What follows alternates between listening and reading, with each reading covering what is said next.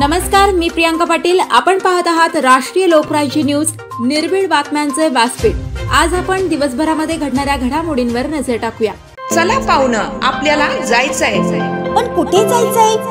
Takli ढोकेश्वरच्या hotel Vaishnavi मध्ये जायचंय। म्हणतात तिथे खूप छान जेवण मिळतं। चला तर मग जाऊया। पारनेर तालुक्यातील टाकळी ढोकेश्वर येथील सुप्रसिद्ध हॉटेल म्हणजे वैष्णवी हॉटेल।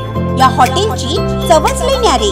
पाहुणं, एकदा या, हॉटेलची चवच लई न्यारी। अस्सल मांसाहारी प्रेमींच्या जिभेचे चोचले आता पूर्ण होणार, ते फक्त हॉटेल वैष्णवी मध्ये। या ठिकाणी सर्व प्रकारच्या पार्टीच्या ऑर्डर स्वीकारल्या जातील। प्रोप्रायटर संतोष रंगनाथ ठाणगे। संपर्कासाठी मोबाईल नंबर 88 30 57 85 05। या हॉटेलचा पत्ता नगर कल्याण हायवे, पारनेर चौक, टाकळी ढोकेश्वर, तालुका पारनेर, जिल्हा अहमदनगर। स्वाभिमानी शेतकरी संघटनेच्या वतीने राहुरी मार्केट यार्ड परिसर नगर मनमाड रोडवर रास्ता रोको आंदोलन। राहुरी आमदार प्राजक्त तनपुरेंचा आंदोलनाला पाठिंबा। अनेक दिवसापासून प्रलंबित असणारा शेतकरी वर्गाचा असणारा जिव्हाळ्याचा प्रश्न म्हणजे दूध दरवाढ आणि ऊस पिकाला हमी भाव, इनी कर्जमाफी होय।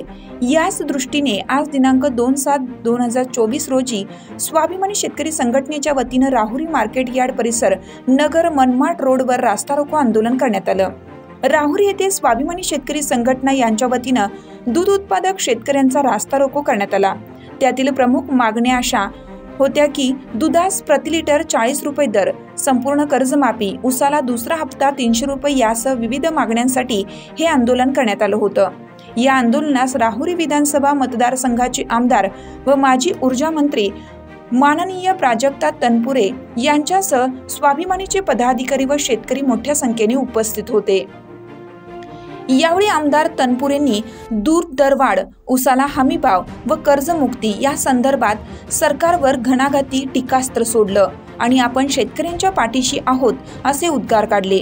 या आंदोलनाचा सरकार आता किती गांभीर्याने विचार करते आणि आपल्या मागण्या मान्य करते की नाही याकडे संपूर्ण राज्यातील शेतकऱ्यांचं लक्ष लागून राहिलं आहे।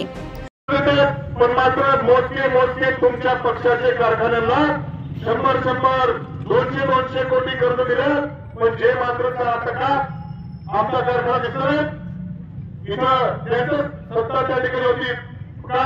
भुवनेश्वर कारखान्याला पैसे मिळतात, भाजपच्या आमदारांचा कारखाना आहे का? राहुरी कारखाना दिसतोय त्यावेळेस। आणि हे सगळं शेतकरी अडचणीत आणण्याचं काम या दोन्ही सरकारचं, केंद्र सरकारचं, राज्य सरकारचं चालू आहे। आणि म्हणून खरं विधानसभेत देखील आम्ही सांगत असतो, पण मात्र सरकारचं त्या ठिकाणी गांभीर्याने बघण्याचं लक्ष नाही। म्हणून दुर्दैवानं आज या तालुक्यातल्या शेतकऱ्यांना रस्त्यावरती बसायची वेळ आलेली आहे। ही अधिक वेळ त्याला घेणार नाही। आपल्याला बाकीच्या लोकांचं देखील त्या ठिकाणी बघितलं पाहिजे। शेट्टी साहेब देखील लांबून आले, पण मात्र या नाना तुम्ही सांगितल्याप्रमाणे ठीक आहे, आज रास्ता रोको झाला, लोणीवर आम्ही जाऊ, पण तुम्ही पण या बरोबर।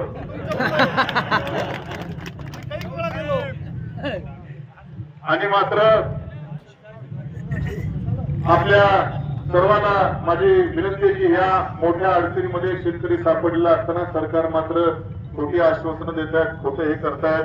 खरं सरसकट कर्जमाफीची आपली त्या ठिकाणी भावना आहे, पण मात्र हे सरकार गेंड्याच्या कातडीचं सरकार शेवटी विधानसभेत रस्त्यावर येऊन देखील आपली लढण्याची ताकद त्या ठिकाणी आपण आज दाखवून दिलेलं आहे। अधिक आपला वेळ घेणार नाही।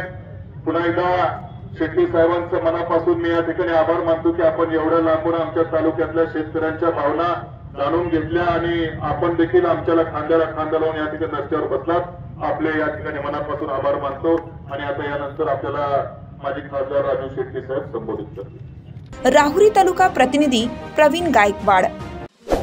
ताज्या बातम्यांसाठी आणि अपडेट्ससाठी राष्ट्रीय लोकराज्य न्यूज चॅनलला सबस्क्राईब करा, तसेच लाईक आणि शेअरही करा।